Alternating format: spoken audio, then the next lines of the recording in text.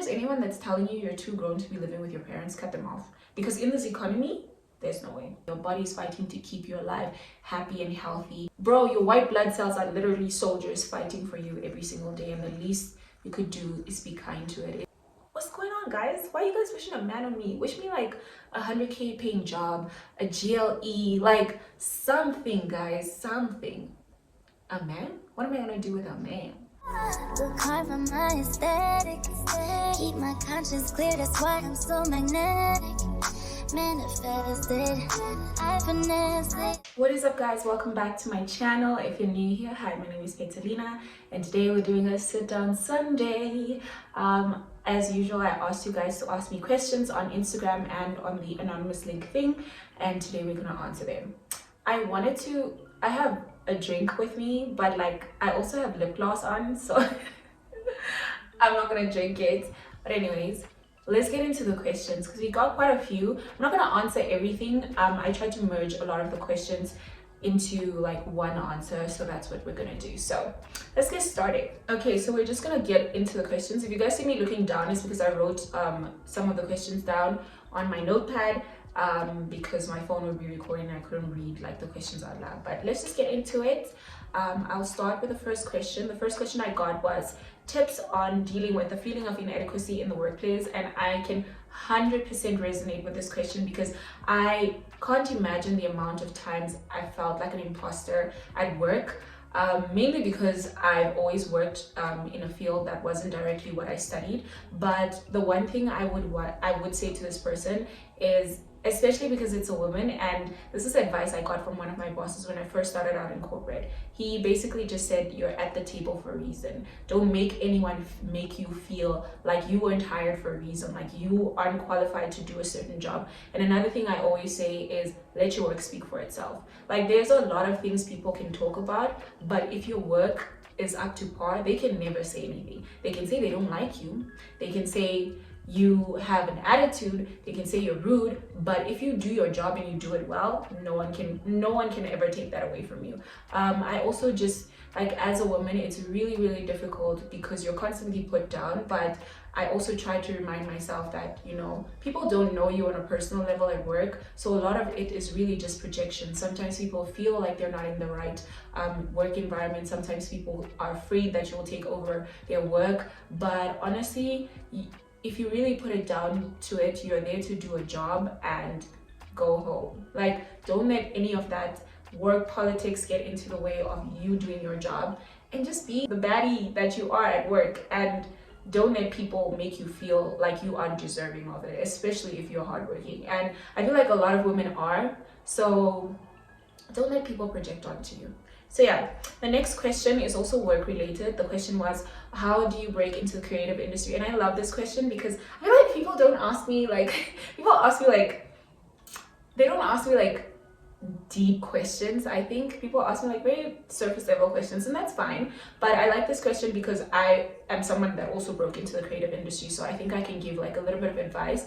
And I always say, networking is your bestie. Like if you can network, you are good for. Like if you can talk to people, you can find out where people that you want to work with are hanging out, what they're doing in that time, what they are planning on doing. If you can start the conversation, you've got your foot in the door. One of my biggest advice is always shoot your shot. You never know who's hiring, you never know who people are looking for up until you ask and speak to people. It goes hand in hand with networking, and I think with the creative industry, it's one of the easiest to break into, because being a creative isn't something that's always on paper. I know you can study graphic design, you can study media studies, but being a creative is not, like, some people are creative and they studied like medicine and they decide they want to shift careers. So I think my biggest advice outside of shooting your shot and networking is always build a portfolio. The same way models have like their pictures everywhere,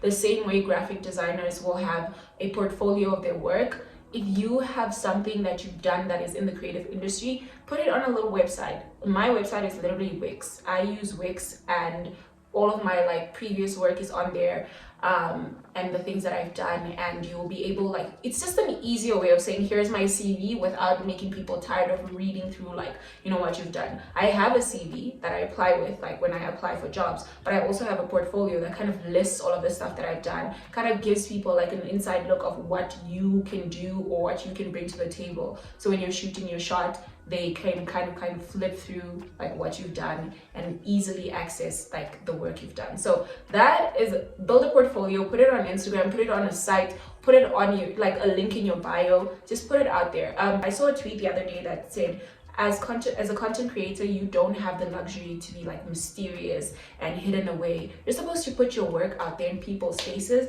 and I feel like that resonates with anyone that wants to be in the creative industry. Nobody is going to know what you do if you don't put your work out there. And I say this as somebody that's also been in a position where I can put people on, and like, you know, if you're looking for a photographer, videographer, models, like it's really hard to find people, because most of you guys, and I'm speaking in the context of Namibia, you don't put your work out there. Even if it's just on Instagram, just give me something to work with that I can show a casting director, I can show somebody in production that's like, hey, don't you want to work with this person? Because look at their pictures, look at the work they've done, look at their content, look at the videos they shot. Like, a lot of us don't do that, and I feel like that's how we miss a lot of opportunities. But yeah, I could go off on a tangent about the creative industry, but if you have any more questions with regards to it, feel free to like leave it in the comments. Question, and I'm gonna tie it in with a lot of the questions that I got when I first moved in, is how to deal with the pressure. What is the question? How to deal with the pressure of still living with your parents as an adult.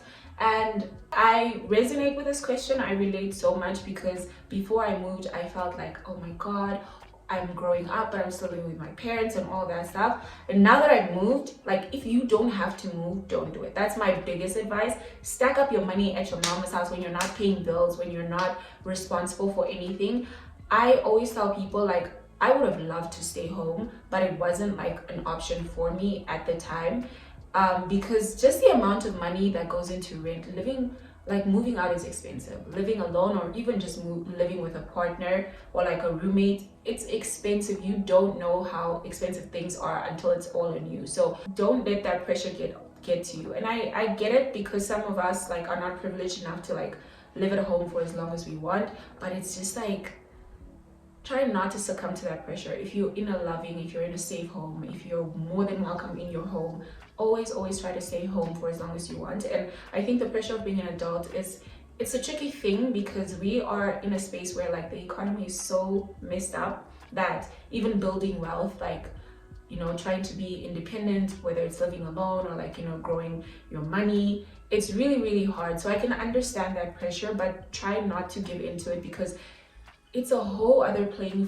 field when you're, you know, comparing yourself to other people. I try to set different goals. If moving out isn't possible for you, try to save up for something else. Maybe it can be a trip, it can be a car. Like, I know my friends, we're all in like different spaces. Other people have bought cars, other people are buying, like looking into buying houses. Really try to focus on what makes sense for you.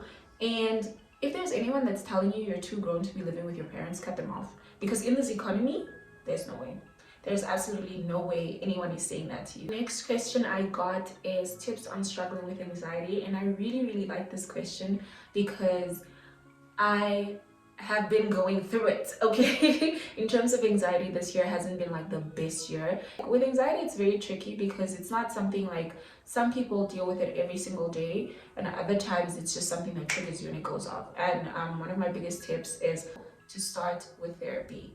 I know it's not something everybody can afford, but if you really can, it's always really helpful to like go see a professional and see what they're saying. Because the thing is, with anxiety or any mental illness, it's subjective to every single person. So I don't think I have like very severe anxiety, but when it gets bad, it gets really bad. But I also learned, because I was seeing a professional for it, I also learned how to deal with it. So my advice will always be, go see a professional. They're able to really diagnose what it is that you're going through, and they're able to give you advice based on your personal experience. When I first started therapy was I think grade 10, when I started to just have like full-blown like panic attacks, and it was so bad because I was SRC, which is like Students Representative Council, if you don't know what that means. So I was vice head girl, and I would be on stage and like no words would come out of my mouth. I didn't really understand what it is that was going on with me up until like I think I had a panic attack at school, and then I went to see my school psychologist, who was able to then refer me to a clinical psychologist,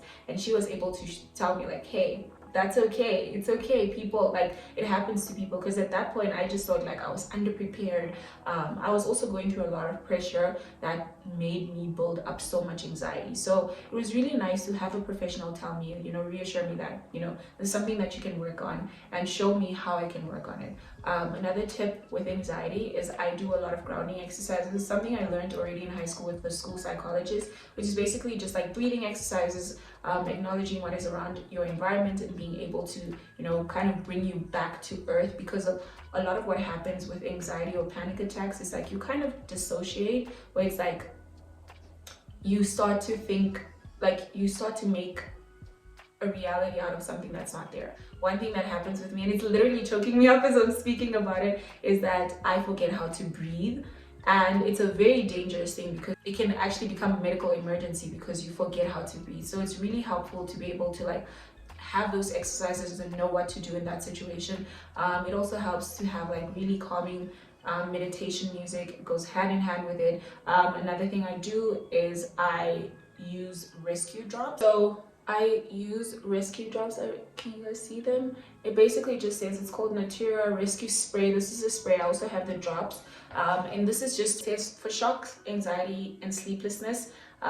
It basically just helps you like calm down when you're having a panic attack. I mean, it's not like medicine or anything, but they come in tablets, drops, and now the spray thingy. And it's not like medicine, it doesn't do anything. I think the one thing I wanted when I went to my psychologist is that I didn't want to get onto like any heavy medication, because I also didn't want to risk, like, you know, everybody reacts differently, and she recommended those for me, and they just kind of help when, like, you know, I can feel it coming on, and I can feel like, okay, I'm going to have a really tough time, and I get really nervous, like out of the blue. It's really helpful to have something with me. Another thing I always say, it's really helpful to have people around you that know what to do when you're, you know, having a panic attack, when you know how to calm you down and all that stuff. Like some of my friends actually know how to like do the grounding exercises with me, which is really helpful. Just to have people that also kind of understand, they know to give me space. I remember the first time I had a panic attack, like everybody was surrounding me, and you can't speak in that moment. So now I think they kind of know, like, okay, give her space, let her breathe, you know, do some exercises with her and see if she can calm down. And yeah, so those are my tips for dealing with anxiety. It's really different for everybody, which is why my first tip will always be go see someone for it, especially if you can see it's getting a little bit out of control. The next question is actually a bunch of questions that I get. It's body confidence. Person asked like any advice on how to be confident as a skinny girl, and relatable content says relatable content, because I've always been skinny my whole life.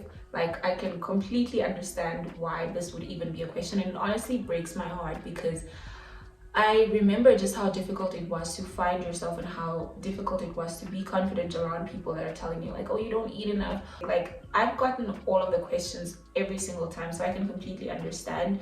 And the one thing I would say is cut everybody that's saying anything like that to you, because there's no one in your life that loves and cares about you that will go about speaking about your body in that way. Nobody around you, nobody should be around you if they're able to like make weird jabs at you, make, you know, poke fun at you for something you essentially cannot control.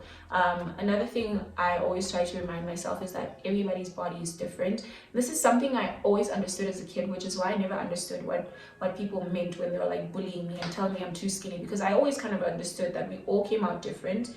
I understood that everybody's built different. We are all unique and beautiful in our own ways, and it just doesn't make sense that you can poke fun at somebody for something they were essentially born with. So yeah, get rid of anyone that's like saying all these mean things to you.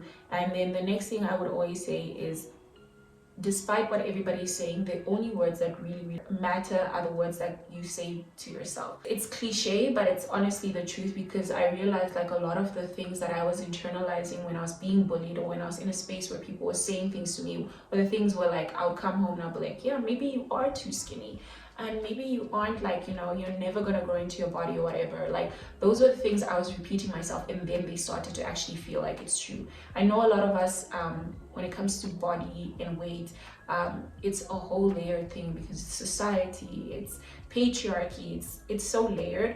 But I do really think that the words you say to yourself matter. I mean, it took me a very long time. I remember when I was younger, I used to have this one job and I used to take a really long walk to like get a cab to go home. And I remember I used to tell myself, like, repeat something nice to yourself, even if it's just one word, even if it's just I'm beautiful. Repeat that word up until you start believing in it. So I'd walk every single day and I'll be like, you're beautiful, you're kind, you're smart, your body is fine, you're perfect, you're happy. And at first it felt like a little pretentious, but I promise you it works. Those affirmations really worked. I literally also used to have like stickers.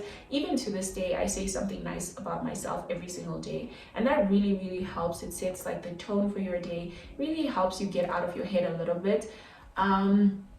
Another thing is dressing. I think I always say this to a lot of people, but like I love dressing up. It's not a secret to anyone, but like really just dressing in things that make you happy. I know it's a little bit difficult with people saying, oh, you can't wear this, you can't wear this, but like if it makes you happy, wear it. Like we only have this one life, and what are we doing trying to conform to what people say we should wear, how people say we should look? Like if it makes you happy, make yourself like, if you want to doll up. If you don't want to doll up, don't do that. Like do whatever it is that makes you happy, makes you feel confident. I know I feel the most confident when I'm looking good, when I'm in a really cute dress. And I always tell my friends, like people always tell me like, yeah, you look good. I don't care if anyone says I look good. If I don't feel good and happy in what I'm wearing, what I'm dressed as, then I'm not going. Like I don't put myself in situations where I'm not comfortable. I don't wear anything that I'm uncomfortable in, and here and there I'll break I'll try and like do something a little bit different, but try to be as happy and comfortable in what you're wearing. It really, like the outside really shines when you are like internally happy. Hold on. Okay, so my camera was like, I think my phone was dying, so I had to like quickly put it on the charger. But yeah, back to body confidence. Another thing I always say is try to be as kind as possible to your body, because I feel like your body internalizes a lot of what we say to ourselves. It goes back to like affirmations and all of that stuff. And I always say this to everybody, like if you think about it, our body is fighting for us every single day. Your body is fighting to keep you alive, happy and healthy. When you're sick, your body is really pushing you to get through, like, you know, that sickness. Your white blood cells are literally soldiers fighting for you every single day, and the least you could do is be kind to it. It's obviously something nuanced. It's very difficult when you're obviously in a very in a dark mental space, but try to be as kind as possible to your body. Try to take care of yourself as possible, as best as possible. Try to exercise if you must. Try to dress it up. Try to, you know, make sure it feels as good internally as you look externally, and I swear it will always reward you. So yeah, also again, the same thing with the people, like I was saying before, don't be around people that make you feel bad about yourself. Nobody that loves you or cares about you would ever make you feel less than great, like make you feel like you're not deserving of being around them. So yeah. And the last question I got, honestly, you guys are always wishing a man on me. What am I gonna do with a man? Like, why is every single time I post a question sticker, I get asked about, am I seeing someone? Am I dating? Are you interested? How's the love life? Like, what's going on, guys? Why are you guys wishing a man on me? Wish me like 100K paying job, a GLE, like something, guys, something. A man? What am I gonna do with a man? The question is, are you interested in anyone? And the answer is no. I'm a very my man type of girl. Like if you knew me when I was in a relationship, you would know, like you would see my man. Like I don't believe in hiding a partner. I don't believe in like, maybe the first few months, like while we're getting to know each other, it will be like low key, but if I'm seeing someone, you will know it. So I'm not interested in anyone. I think this person asked because I was dating earlier this year, but that didn't work out. And honestly, I think it is for the best, because when I started dating, I was in my single girl era, bro. What is happening? Is it charging? What's happening? Hold on. Sorry about that. I don't know what's going on. But yeah, I was saying, like, I was in my single girl era. I was going on dates. I was being treated out. I was being spoiled. And men, you know what men will do? They will fetch you. Like, I was fetched from that era and told, yeah, you're done. But yeah, it was fun while it lasted, but no, I'm not interested in anyone. I actually think I need to be single for a while, just because I was first discovering like what I actually want in a partner, and just like getting to know other people. And I feel like with dating, it's really, really fun because you get to see who you are kind of like with different people, and you get to see what kind of partner you are and what exactly it is that you want in a relationship. And I think between this year and that time, I really learned like the kind of partner I want and exactly what I want in a relationship. And I think the type of relationship I want, I'm not ready for right now. So I'm not interested in anyone.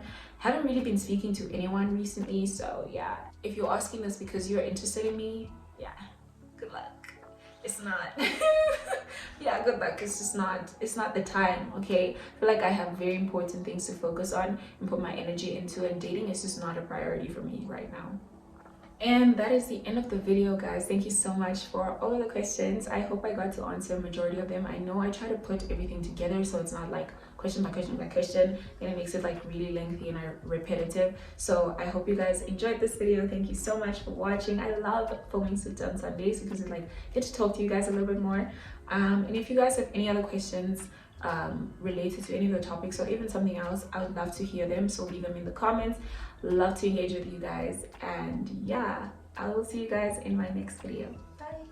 Just like energy, I'm attracted.